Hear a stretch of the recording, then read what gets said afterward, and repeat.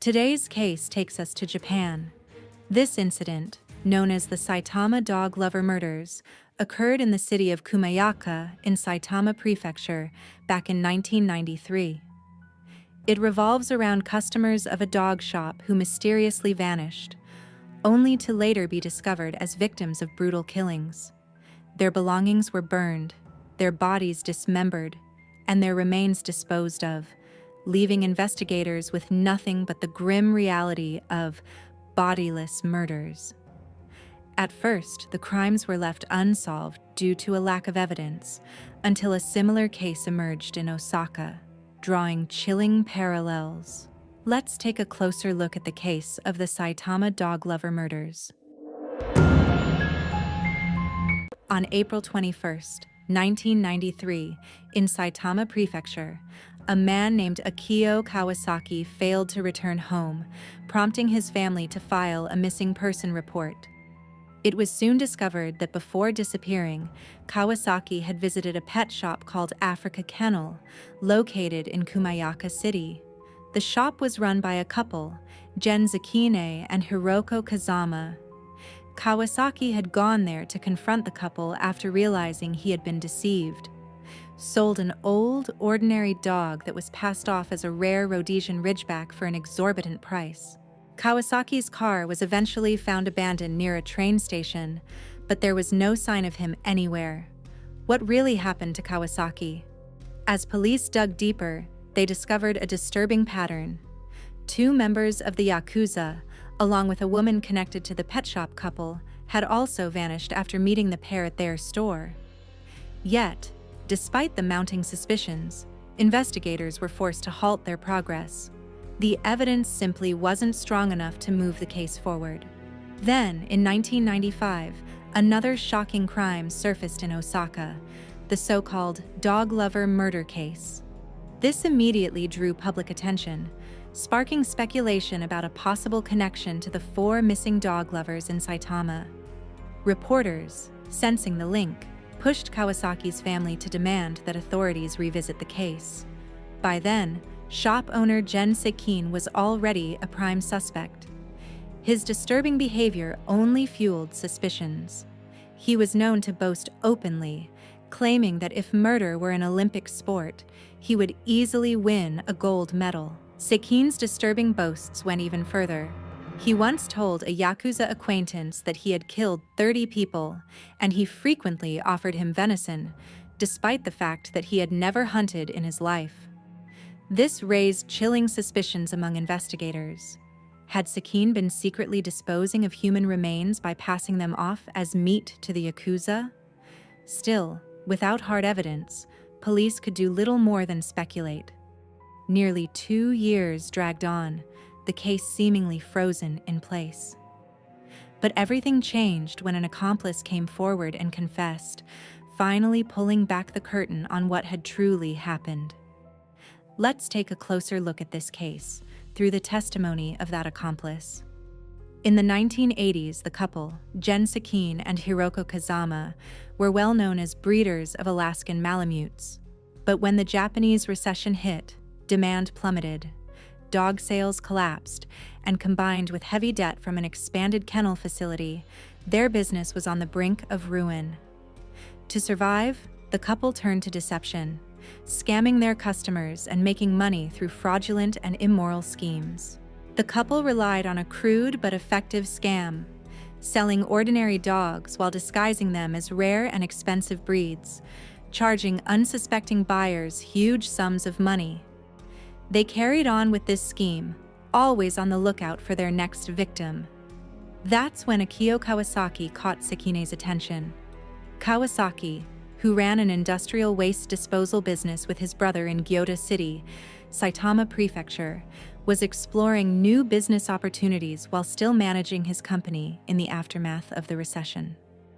Sensing an opportunity, Sekine introduced Kawasaki to a dog he claimed was a Rhodesian Ridgeback, a rare and valuable breed. He convinced Kawasaki that if he purchased 2 of these dogs and bred them, the puppies could be sold for a fortune. When Kawasaki asked about the price of the 2 dogs, Sekine told him it would cost 11 million yen, over 81,000 US dollars. Sekine sweet-talked him, insisting that breeding the pair would bring in a fortune. Convinced by the promise of profit, Kawasaki gave in and purchased the Rhodesian Ridgebacks. But soon after, Kawasaki learned from an acquaintance that the true market price for a Rhodesian Ridgeback was no more than $760 each. And, worse, that the male dog he had bought was already too old to breed. He realized he had been scammed. Furious, Kawasaki stormed back to the pet shop and demanded a refund. Sekine flatly refused. Kawasaki, unwilling to let it go, threatened to take legal action. That's when Sekine consulted with his wife, Hiroko Kazama. The couple quickly decided they couldn't afford to give Kawasaki his money back. Instead, they made a far darker decision. Kawasaki had to be eliminated. On the evening of April 20th, 1993, the couple lured Kawasaki to a secluded garage, assuring him he would finally get his money back. Once there, they handed him a capsule disguised as a nutritional supplement. Trusting them, Kawasaki swallowed it, unaware it contained a lethal slaughtering poison obtained from a veterinarian. Moments later, he collapsed and died. But Sekine and Kazama weren't alone in the garage that night.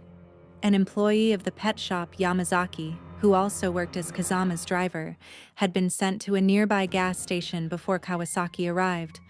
When Yamazaki returned, he was horrified to find Kawasaki already dead. Sekine immediately turned on him, threatening to kill him as well. He even coldly asked Yamazaki whether his children were healthy, an implied warning of what would happen if he didn't cooperate. Faced with the chilling threat, Yamazaki was forced into silence. From that moment on, he became Sekine's unwilling accomplice. Under pressure, Yamazaki eventually gave in. He allowed his bathroom to be used and even assisted in transporting and abandoning Kawasaki's body. Together, he and Kazama moved Kawasaki's car to an underground parking lot near a station to create the illusion that he had disappeared on his own. The following day, the horror escalated. In Yamazaki's bathroom, they dismembered Kawasaki's body. His bones and belongings were stuffed into a barrel, then set ablaze. Any remaining evidence was later scattered and disposed of in a riverside forest. The couple believed they had carried out the perfect crime, but someone was watching. That someone was Yasutoshi Endo, a Yakuza member close to Sekine. Endo often acted as an enforcer and mediator, stepping in to resolve conflicts when Sekine clashed with dissatisfied customers. Endo and his driver, Susumu Wakui, began to grow suspicious after Kawasaki's sudden disappearance. Endo was convinced that Sekine and his wife had murdered him. He confronted Sekine, demanding control of his land and building registration, using both pressure and threats to get his way. But Sekine and Kazama had no intention of surrendering. Instead, they resolved to silence Endo permanently. On July 21, 1993, the couple arranged a meeting under the pretense of handing over the property registration. During the encounter, they persuaded both Endo and his driver Wakui to swallow the same deadly capsule disguised as a nutritional supplement, the very poison that had killed Kawasaki. Unaware of the trap, both men complied. Within moments, Endo collapsed. Wakui, however, did not, leaving Sekine momentarily stunned.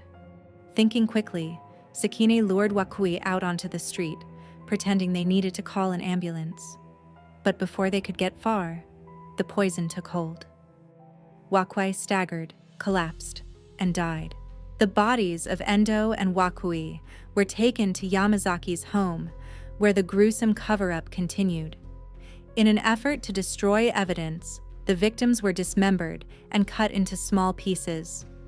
According to Yamazaki's later testimony, Sekine and Kazama appeared disturbingly calm, almost practiced, while carrying out the dismemberment. They even hummed a tune as they worked, as if it were routine. Just like Kawasaki, The remains of Endo and Wakui were abandoned in a riverside forest. But the killings did not stop there. Sekine had already set his sights on another target: Mitsue Sekiguchi, a female customer and the mother of a former employee. Knowing that Sekiguchi trusted him, Sekine convinced her to invest in Africa Kennel by offering her a shareholder position. On August 26, 1993, he met with Sekiguchi and received her investment. Then, just as he had done before, he handed her a poisoned capsule disguised as a supplement. Unlike the earlier murders, however, this time Sekine carried out the crime alone. Then, on January 26, 1994, a suspect in the so-called dog lover murders was arrested in Osaka. Because the crime bore striking similarities to the missing persons cases in Saitama, the media quickly seized on the story. Reporters swarmed Africa Kennel. It soon came to light that 4 dog lovers had vanished in Saitama Prefecture, and every one of them had direct ties to the pet shop's owners, Gen Sekine and Hiroko Kazama. Both Sekine and Kazama, however, shamelessly denied any involvement. But there was one person who could not hide any longer: Yamazaki, the reluctant accomplice. Under pressure, Yamazaki gave shaky excuses to the police, his unstable mental state unraveling. Then, suddenly, he and his wife disappeared. Investigators turned their attention to his wife, who already had a criminal past. She had previously been accused of fraud, with allegations that she had embezzled nearly $384,000. Finally, on December 3, 1994, Yamazaki confessed to everything. He admitted to his role in the crimes and, in exchange, promised prosecutors his full cooperation. Yamazaki's confession proved critical. It led investigators to the remains and belongings of the victims, finally giving police the evidence they needed. On January 5, 1995, Gen Sekine and Hiroko Kazama were arrested. In total, there were 4 victims. Akio Kawasaki, poisoned on April 20, 1993. Yakuza member Yasutoshi Endo and his driver, Susumu Wakui, poisoned on July 21, 1993. Mitsue Sekiguchi, Sekine's mistress, poisoned on August 26, 1993. But the case took another twist. Despite his earlier cooperation, Yamazaki backed out of his plea deal and suddenly refused to testify. This decision dragged the trial out much longer than expected.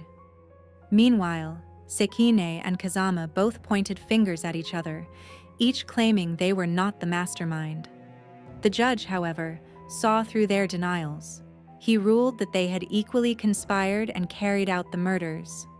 On March 21, 2001, both Sekine and Kazama were sentenced to death. Unrepentant, the couple appealed the decision. But on July 11, 2005, the Tokyo High Court upheld the original verdict and dismissed their appeals. The couple continued to appeal, but on June 5, 2009, Japan's highest court dismissed their final attempt, officially upholding the death penalty. As for Yamazaki, the court recognized that he had never killed anyone himself, and that his role as an accomplice came under direct threats from Sekine and Kazama. He was sentenced to just 3 years in prison and was released in August 1998. Yet, one part of this case still leaves many questions unanswered. Back in 1984, at least 3 men and women connected to Sekine vanished without a trace. The media only reported those 3 missing persons, but investigators received multiple tip-offs about other suspicious deaths. This raised the possibility that there could have been more victims.